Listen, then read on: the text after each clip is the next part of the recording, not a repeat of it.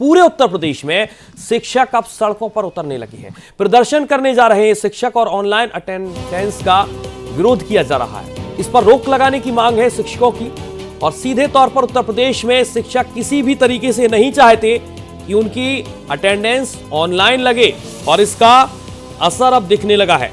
शिक्षकों ने सड़कों पर उतरने का मन बना लिया है और शिक्षक अगर सड़क पर उतरते हैं तो शिक्षा व्यवस्था का हाल क्या होगा, ये बड़ा सवाल है। उत्तर प्रदेश में जिस तरीके से ये मामला गरमाया हुआ है, शिक्षकों की ऑनलाइन अटेंडेंस पर रोक लगाने की मांग खुद शिक्षकों के द्वारा की जा रही है।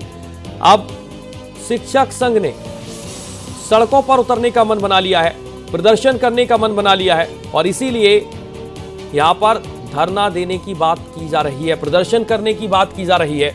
ऑनलाइन अटेंडेंस के खिलाफ शिक्षक संघ का प्रदर्शन देखने को मिल सकता है।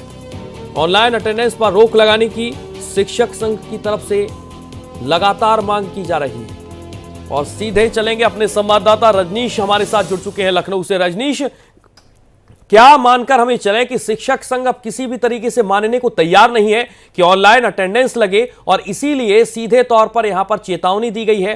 क्या सड़कों पर स्थिति नजर आप देख पा रहे हैं और सबसे पहली मांग क्या है कि समय पर पहुंचा जाए, लेकिन हाथ से पहुंचा जाए, अंगूठा नहीं लगाना है?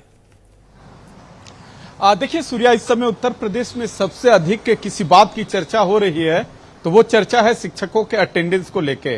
हालांकि इस पर लोगों की अपनी अपनी राय है। कुछ लोग कह रहे हैं कि ये सरकार का बहुत ही शानदार फैसला है, लेकिन जो आपने सवाल पूछा कि क्या सरकार इसको लागू करा पाएगी कि नहीं करा पाएगी, थोड़ा सा अतीत की घटनाओं को याद दिला दे सूर्या कि जब यहाँ के मुख्यमंत्री चौधरी चरण सिंह हुआ करते थे तो एक पटवारी आंदोलन चला था और पटवारी पद को ही उन्होंने खत्म कर दिया था। तो देखिए, सरकार की अगर मंशा होगी तो सरकार कुछ भी करा सकती है। सरकार के मंशा पे निर्भर करता है, सरकार के विल पावर पर निर्भर करता है। कुछ लोग चर्चा कर रहे थे कि जब कल्याण सिंह यहाँ के मुख्यमंत्री हुआ करते थे तो ऐप नहीं था, फिर भी लोग टाइम के पंक्चुअल हो गए थे, लोग जाते थे, पढ़ाने जाते थे। एक हमेशा से उत्तर प्रदेश में सरकारी टीचरों से लोगों की शिकायत रही है तो लोग समय से नहीं जाते हैं और जो इनका मूल काम है वो लोग नहीं करते। हालांकि कुछ लोगों के कारण ही सारा शिक्षक समुदाय पे ये आरोप लगा देना ठीक नहीं है। शिक्षक जाते भी हैं, पढ़ाते भी हैं, लेकिन चूंकि इसमें सरकार से उन लोगों का आमने सामने की लड़ाई बन गई है और ये लड़ाई की शुरुआत धीरे धीरे बनी है। जो इसके पहले विजय किरण आनंद थे, उन्होंने इतना नियम ला दिया तो कहीं ना कहीं टीचरों में आक्रोश था और एक ऐसा मुद्दा मिला कि जिस मुद्दे पर सारे एक प्लेटफॉर्म पर आके शिक्षक लोग विरोध कर रहे हैं। सूर्या, बिल्कुल रजनीश, मैं आपसे समझना चाहूंगा, बेसिक शिक्षा की महानिदेशक जिनका बार बार ये कहना है कि ऑर्डर तो हमने निकाल दिया और 8 जुलाई से आप स्कूल में पहुंचिए और अंगूठा लगाइए, लेकिन क्या यहां पर चाहे दूसरे शिक्षा मित्र हो, आंगनवाड़ी कार्यकर्ता हो, इनका सीधा असर उत्तर प्रदेश की राजनीति पर पड़ता हुआ नजर नहीं आएगा क्या? क्योंकि एक शिक्षक कम से कम 10 वोटों पर असर डालता है। आने वाले समय में विधानसभा चुनाव होंगे, बीजेपी अभी से रणनीति बनानी यहां पर शुरू कर दी है। क्या वाकई में एक बहुत बड़ा आंदोलन तो नहीं बनता हुआ नजर आ रहा है उत्तर प्रदेश से देश तक?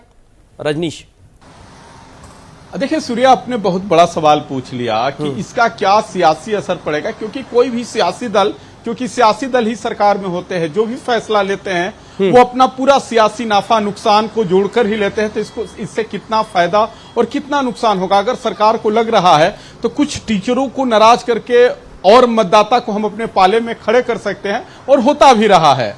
ऐसा नहीं है कि सरकार ने कुछ बड़े कदम नहीं उठाए, उसका विरोध हुआ, लेकिन सरकार, मैंने कहा पहले ही कि सूर्या, सरकार के पास अगर विल पावर होगी, करने की क्षमता होगी तो सरकार जाहिर तौर पर फैसला लेगी।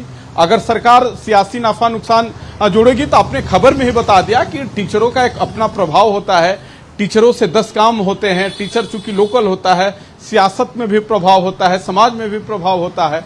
तो कहीं ना कहीं जो यहाँ के भारतीय जनता पार्टी के जो रणनीति बनाने वाले लोग हैं, नाफा नुकसान का गणित जोड़ घटा रहे हैं। देखते हैं क्या होता है, लेकिन अभी तक सरकार की मंशा से लग रहा है कि टीचरों को बैकफुट पे जाना होगा। टीचरों के रवैया से लग रहा है कि सरकार को बैकफुट पे जाना होगा। तो थोड़ा सा सूर्या इंतजार कर लेते हैं। लेकिन बैकफुट पर जाएगा कौन और पीछे कौन जाएगा? रजनीश, यहाँ पर बड़ी संख्या में क्या लखनऊ पहुंचना शुरू हो गए हैं छात्र, और कितनी संख्या माफ कीजिएगा छात्र नहीं शिक्षक कितनी संख्या में यहाँ पर पहुंचे हैं, क्योंकि अलग अलग जिले हैं, अलग अलग जिले के अगर यहाँ पर शिक्षक पहुंचेंगे तो एक बड़ी संख्या जुटेगी, प्रशासन के सामने चुनौती होगी। और देखिए सूर्या, यहाँ जो टीचरों की इकट्ठा होने की बात की जा रही है, सबसे बड़ी बात है कि उत्तर प्रदेश में कोई सरकारी कर्मचारी आंदोलन करता है तो उसके पीछे तमाम संगठन खड़े हो जाते हैं।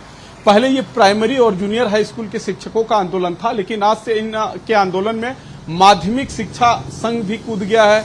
हो सकता है आने वाले समय में और कर्मचारी यूनियन इनके फेवर में आके खड़े हो जाए, तो कहीं ना कहीं आंदोलन बड़ा होता दिखाई दे रहा है।